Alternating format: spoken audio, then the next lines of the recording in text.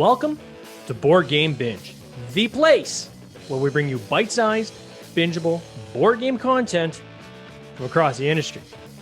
I'm your host, James Staley, and in this episode, we're chatting with Stefan Godot and Karsten Schulmann from Godet Games. Godet Games is publisher of Human Punishment, Social Deduction 2.0, the expansion project, Hellgate, and their newest title, Human Punishment, The Beginning, which hit Kickstarter this week. Stefan, Karsten, welcome to the Binge. How you doing? Hi. Hi, James. Thanks for having us on the show.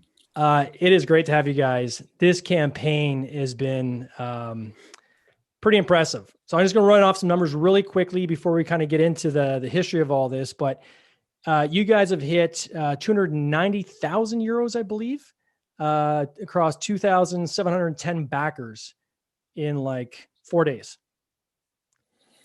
That's huge. Hard to believe. Yeah. I mean, you guys, I know you've done this is your third campaign now. I think in total, when I added up the numbers, you guys have raised like, I think 500,000 euros across all your campaigns so far. Obviously, this one with 4 days to go, with only 4 days in, is going to fund a lot higher than it is right now. Sky's kind of the limit. But my gosh, this is one impressive game. It's like to say beefy. It's a beefy game. There's a lot of stuff in the game, and there's a lot to do in the game, which I think is pretty cool. But before we get there, let's talk about the history. How did you get into gaming in the first place? So most of the time I was a video gamer, so I played lots of PlayStation and stuff like that. But with Chaos in the Old World was my comeback to the board game society. So and we're written with tabletop, of course. Yeah. So and this was my beginning for lots of games. My pile of shame is higher than everything here. So and since then I'm absolutely addicted. So I was an avid player since childhood, playing role games, board games, computer games, and then I lost a bit touch of it and started a professional career in the media business in the 90s. Wanted to start making movies and putting emotions into people. And then I got in touch again with board games about 2010 with the title Pandemic. Yeah. And I thought, why only putting emotions into music can evoke emotions through games too? Not only digital, but analog too. So there started the love for it. And now I'm doing visual design stuff for board games. And with Human Punishment at the beginning, I'm the art director. So that means I'm directing the style, the theme, the world, the atmosphere, so that everything is from the same pattern, so to say. And then Stefan, so Stefan, you're kind of the creator of the universe, and then Karsten, I guess you're the one that then kind of takes that vision and implements it into a creative design. Is that how you kind of split up the two roles? Perfect. Yeah. Yeah. So I started on my own for the first campaign. So it was just me and my idea. And you can see, if you see the campaign, you see it's lots of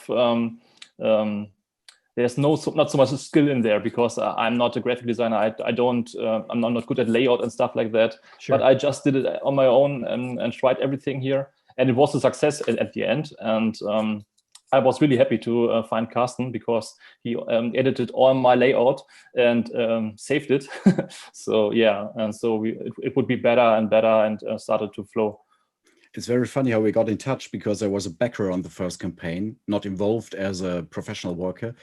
And we talked to each other via private messages. And then we said, okay, why don't we do it on another level? And then all started. So that's how you get, so you're actually, it's not like you're like buddies from like 20, like you're just a backer and you got involved that way. That's actually pretty interesting. It feels like that way, but yes, we're just a backer. So how does that conversation start? Like you reach out to the game creator and say, hey, I think I can take you to the next level, or I have some different ideas on how we can visualize that, or like, how do you approach that conversation? I don't remember exactly, but I think I wrote to him and said, it's a cool world and it oozes theme. And I said, well, if you need help with anything graphic related, just talk to me. And then he approached me and we talked about stuff. We found out that we have the same wavelength, and then it clicked. Well, it certainly helps to have someone that's already a fan of the game be the one that kind of comes in and then says, okay, let's see what else we can inject and get into here.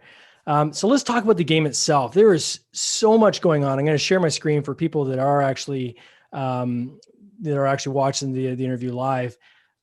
There is just so much involved in this box. When people talk about, and I'll get you to explain the game in a second, but in general, like most of the reviewers say this is a social deduction game. I think even the description, some of your pages, you say it's a social deduction game. But when you think of social deduction, you think of like a deck of cards, right? I think even your first game was similar to that, right? This game is beyond a card game. Like this is like a full table full of stuff, right? Yes. So walk us through kind of this unique approach of what led you to going this deep on something like this. Yeah, so I personally don't think this is a social deduction game. This is really important because Okay. in a social deduction game, you must, of course, you lie, but it's all about your social skills. And if you're good at lying, or if you're too loud, or maybe you make too much noise in the night phase and stuff like that, Sure. this is the game, right? And this game is more a deduction than social deduction, I would say. Got it. Okay. So it's more like Battlestar Galactica, Nemesis, Who Goes There, Okay. Those kind of games. But of course, there's lots of social in it because all players have other winning conditions because there are 4 different teams in the game and they all have their secret objective and they must fulfill this objective. Otherwise, they can't win with their team. So sometimes the good guys must doing bad stuff. Sometimes the bad guys must do good stuff. And there's lots of paranoia here. And so this was the plan. I'm really a big fan of Battlestar Galactica, but I think it's a little bit old today, and it's out of print, of course. They lost the license, and I think it's a good timing for a new way for this genre. So, and we tried to bring something new here. We always try to bring a little bit new to the industry. And yeah, so we tried pick up deliver in combination here, which is really, really cool because I don't like pick up deliver games. I have absolutely 0 pick up deliver games, but this is the game. This is absolutely needed for this game to be on that level. Yeah. Yeah, I mean, I'm scrolling and I haven't stopped scrolling. Like there's just that much stuff going on. So, okay, so walk us through kind of the basics of how someone would play this game. So you've got, it's kind of semi-cooperative. So you're working together, but you still have your own individual objectives. So it's kind of like, and it's interesting you mentioned pandemics, like Pandemic meets a couple other different types of mechanics. Can you walk us through kind of the gist of that? So our first game, Human Punishment, Social Deduction 2.0, the story was pretty easy because the machines had the revolution. The last humans fight for their lives. And but this is the beginning. So the name already says it. It's the timing where the machines start the revolution. So you are a human ghost squad, a special force, and you are humans, of course. All will say they are a human, right? And you have one mission: you want to protect the network because the machines want to bring a virus to the network. So you are a little squad, and there are 3 sectors, and you can go to these sectors. You can search for stuff there, for data chips. There are blue chips. There are firewalls and scanners and stuff like that. And you want to bring them to the network to protect it. But of course, the machines, and there are traders in your team, unfortunately, and they try to search for viruses, so for red data chips, and they will bring this to the network here. So they will doing the same thing, but they have different conditions here.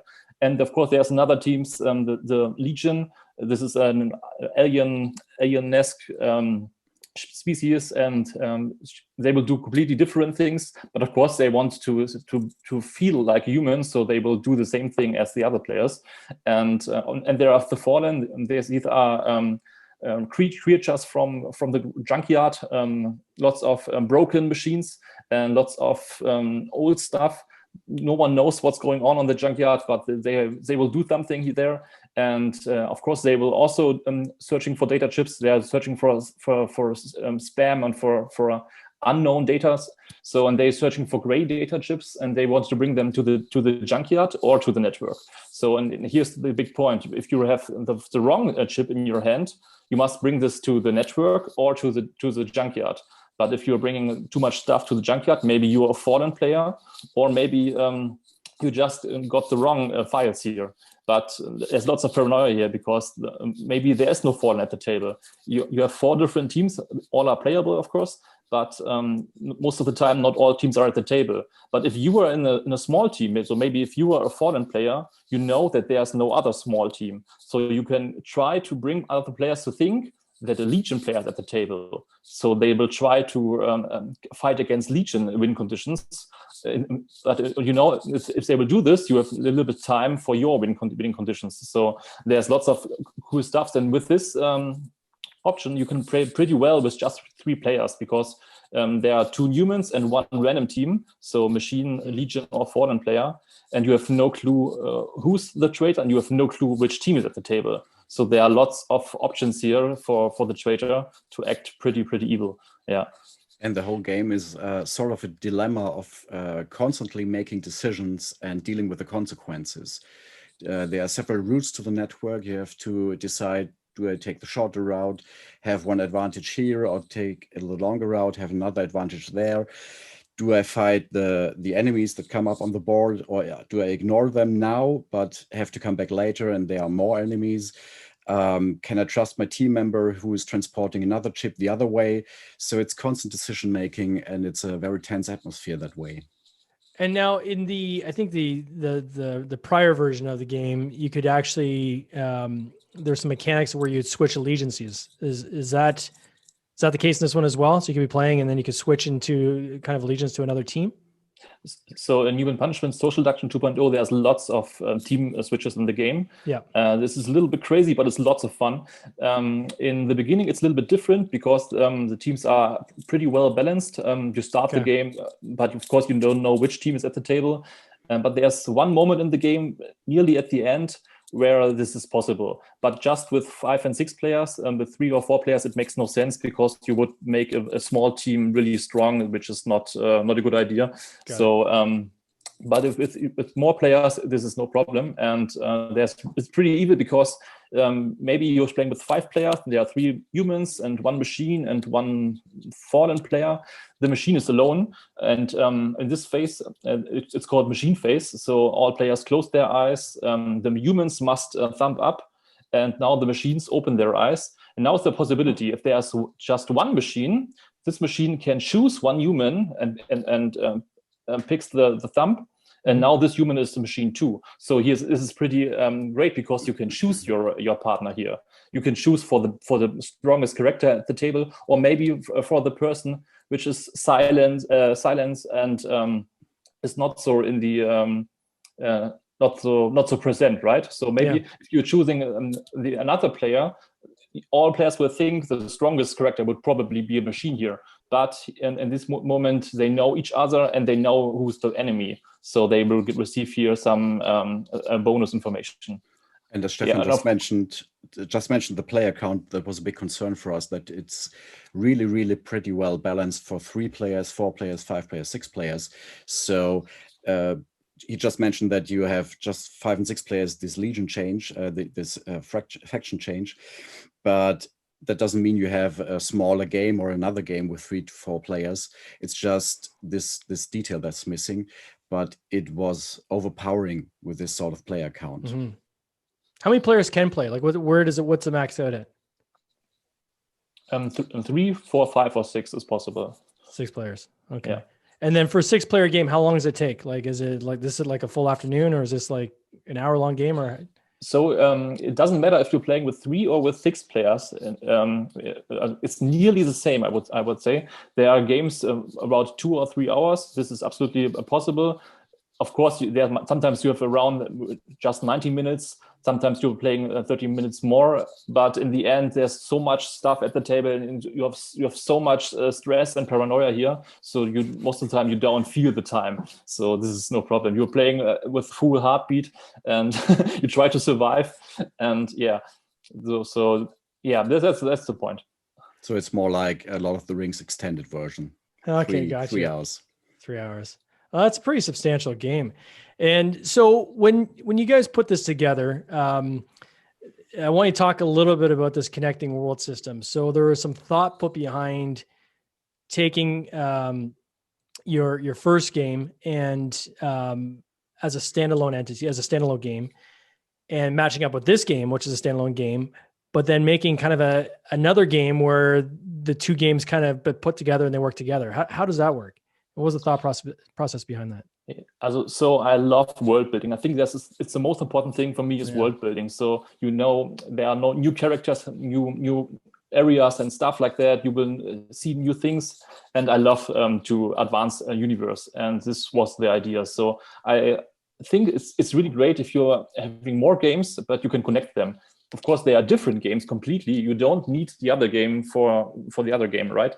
But in the end, you can combine both games perfectly. So if you want, you can play a one-night campaign with this game. If you own both games, so you could start your night with the beginning. It's the name, all right, and there are lots of outcomes in the game. So there's lots of stuff that can happen to end the game.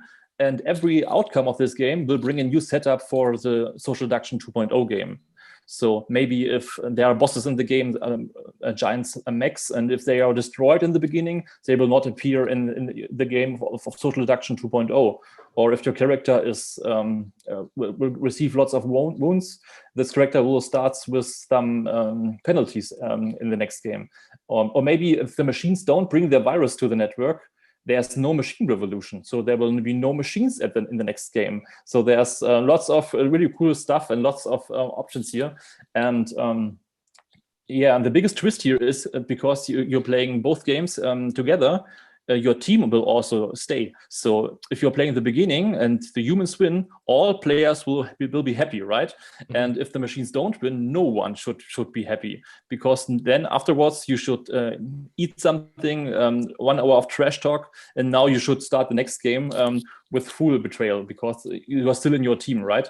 And of course there are lots of combinations. You can transfer programs from one game to the next game and stuff like that. So I think we did something really unique here, in my opinion, because the games are really, really different. But the universe feels the same. There are the same weapons in the game, the same cyborg mechs and stuff like that. So there's lots of Easter eggs, you could say, if you find in this game and in the other one. But in the end, they are completely different games, and they both work completely as a standalone game, of course.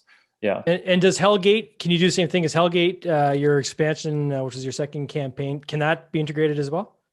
Yes, without problems. Yeah, so you don't need it, but you can combine it together. So it's just an expansion for the Human Punishment game. So there's just some more options you could add to the game, but you don't need it. So. And just so I'm clear on this, so do you play one and then you immediately, based on the outcome of that, play the beginning, or are you somehow playing them at the same time and you're integrating those cards? Just to clarify for people. No, you're starting with the beginning, okay. So the complete game, and afterwards there are lots of outcomes here, and you must check what's going on for your next game. So you prepare for the final showdown, and the Social Deduction 2.0 is the final showdown of your story. So you will write your own story here, and of course, if you're playing 3 campaigns, you will have 3 different outcomes, because the teams, maybe there are teams that aren't in the game, and all players will use them differently with their characters. Of course, each character is different in the game. They all have their own skill tree, and you can advance them as you want. So there's so much variety here. That's cool. That I think you will not see the same campaign twice. So you guys have Godfathered it, basically. So you had like episode 2 and 3, and you went back and did episode 1, right? Kind of thing. Like you've done the prequel essentially. Yeah. Mm-hmm.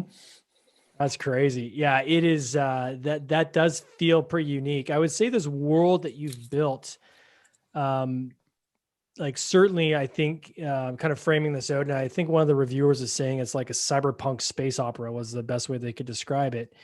But Karsten, you've taken kind of this world and you've really brought to life, right, with this newest iteration. Like you guys have stepped up the design. Anybody goes back and looks at your 3 campaigns, you can see that you've taken a massive step up in terms of not only the design of the characters and the board, the artwork, but even your Kickstarter page. I mean, your Kickstarter page is loaded with lots of like, moving graphics and GIFs and videos showing how, how to play this game and really pulling people into the world. What was the thought process, and how did you map that out going in? Was it something that was kind of in the back of your head saying, okay, we got to take this to the next level? Or did it just kind of build as you guys went, and as you started kind of getting into the story and building out the creative assets, you kind of naturally said, okay, this is something we got to obviously pull into the page? Well, I call it more a living system. So Yeah. it evolves from step to step. Yeah. But yeah, the main goal was to say, we have this basis here. We have this IP that we set up with the first 2 games. Yeah. And we want to elaborate on that. And we are all fans of good sci-fi movies that have a deep atmosphere. I love Blade Runner, and you can see that these cyberpunk vibes in the design. And it was a necessity because 2 years ago, the landscape was another thing in the board game market. Now you have to have a fully viable product to go into marketing and to propose to Kickstarter to the backers. Yeah. Otherwise, you are lost in a crowd of other products. So the main goal was to get the most out of it, the highest level. And as I said, it evolved. We had different test versions until the prototype, I think 2 or 3. And even from prototype to now, that's about 4 months, Stefan, I think. Yeah. 4 or 5 months. It changed quite considerably. Just more improvements here, more improvements there. That's fast, right? Like 4 to 5 months is crazy fast, right? For the amount of content that you've cranked out here. It was quite a wild journey the last months. So because UI was also a big concern, because we have on certain items more information, on certain items less information, but it has to be comprehensible in a short amount of time. So you have to make decisions fast. You shouldn't think that long, and it should be crystal clear to all players. And there was combining these 2 things, an immersive art style and this great UI, to combine that into one that was pretty intense, I think. And how'd you pull the artists that you had do the artwork? Were they sourced locally, or were these people from abroad or international, or how did you kind of coordinate that team when you put together kind of this creative vision? Yeah, pretty all artwork comes from Grand Failure. He's an artist based in Thailand. Okay. And he has this very distinct style. Oh yeah. Sometimes loose patterns, not that straight lines, and it's like a feverish nightmare sometimes. So it fits this dystopian cyberpunk world pretty well. And we stick to that one artist. We just use another artist for these badges we have. There are 2 badges for the Ghost Squad members, one general, one leader. That was a German artist and illustrator. And the box art cover, that was a concept artist from Apple who did a wonderful job using the briefing and making it a wonderful action-loaded piece. Yeah, they've certainly brought to life this world in a very compelling way. When you did the first campaign, going to the second campaign, we talked earlier about this kind of this giant leap you took on the 2 campaigns.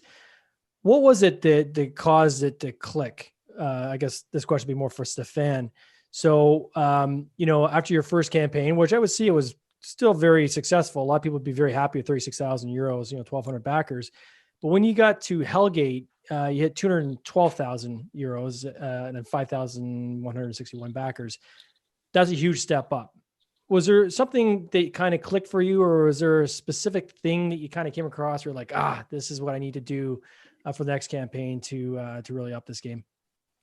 I think most of the time, if it's your first game, nobody knows you, right? So you have no name, no IP, no game. So there's no one will find you. No one will search for you. So most of the time, your first game is not really big success. Of course, this game was a success. I was absolutely happy with the outcome. Yeah. But there was, I thought, this is brilliant, but I think there was more potential in it. So and after all the backers got their games, we got lots of great ratings on BGG, and it was really long, the highest user-rated social deduction game on the platform. Oh, so wow. And I thought, okay, this is a good idea. Maybe you can do something more with the game, right? And most of the time, of course, expansion is a good idea if you are having a game and it's a good game. Players like it. So and so there was the idea for an expansion. And of course, we also tried again to bring something new to the genre. So that was the plan. And in Hellgate, we introduced boss battles to the social deduction genre, which is pretty strange, you could say, because I searched for new ideas, and I found it in a dungeon crawler, which is a little bit, awkward, you could say. Yeah. But in the end, it's really, really cool because there are these big bosses. Every boss is different, and they can enter your running game. And if they are in the game, they can win the game for their own. So all players must think about if they will fight together against the boss, or maybe they will ignore him, or they will try to use him to kill other players. So there's lots of great ideas here in the expansion. And I think the idea was really unique, and most of the gamers really liked it. So it's really pretty high with 8.9 on BGG. So the expansion really did lots of new stuff for the game. Of course, lots of more of the same also, but there's really, the bosses will absolutely bring new stuff to the social deduction genre, and I think this was a really good idea. So most of the time, you must search for new things for your genre. Sure. Look for the best 10 games, and you must look if there's something missing. Maybe you can add something which has lots of value for yourself or for the gamers, and I think this is really important. And I think this was the best way to bring the expansion to players. How'd you build your community? So, obviously I know you guys work really, really hard, and like 24/7, I guess was one of the quotes on your games. And part of building that community is part of that. What are some of the things you did to build your community? So at least we are absolutely active in every situation we can. So on the internet, on Facebook, and in forums, and on blogs, and YouTube with YouTubers, and lots of stuff. We prepared tournaments here with Human Punishment Social Deduction 2.0. We had 2 tournaments in game stores, and with 30 players at the table and the complete room full of social deduction betrayers. It was absolutely awesome. So I think this really helps. And if you try to not too aggressive for your own stuff, I think it's absolutely okay. Of course, you must stay a gamer, and you must show that you play all games and not just your own games. I think this is really important. I think nobody likes you if you just show your own stuff. I think this is not a good idea for marketing. I think this is the best way to improve yourself, and to show a little bit that you're a gamer as well, right? Yeah, and I'm sure conventions. You guys did a lot of conventions with the first couple of games. Yeah, so here in Germany, we don't have so much conventions here, but we have the Spiel at Essen. So this is really important for us. We had a really great booth 2 years ago, and we got lots of attention there. But of course, last year there was no Spiel, so we were absolutely sad because we absolutely wanted to show this game to the people, but there was no possibility there. Yeah. So how have you play tested? So you got COVID, you got the lockdown, right? So for the past year, when you guys have been in like full on getting ready to launch this game mode, is it Tabletop Simulator, or how have you approached a lot of your play testing and reaching out to that community to play the game? So we were absolutely lucky because our big player games with 5 and 6 players were nearly done at this moment. So, since our lockdown here, we played lots of 3-player and 4-player games, absolutely. And this was really good for the game, in my opinion, because most of the time you want to play with more players because there's more betrayal at the table. And I personally love more the big player rounds with 5 and 6 players. But there are also there's Andy in our team, and Andy likes more the 4-player rounds and stuff like that. So there's also here a good point to play this game with just 3 or 4 players.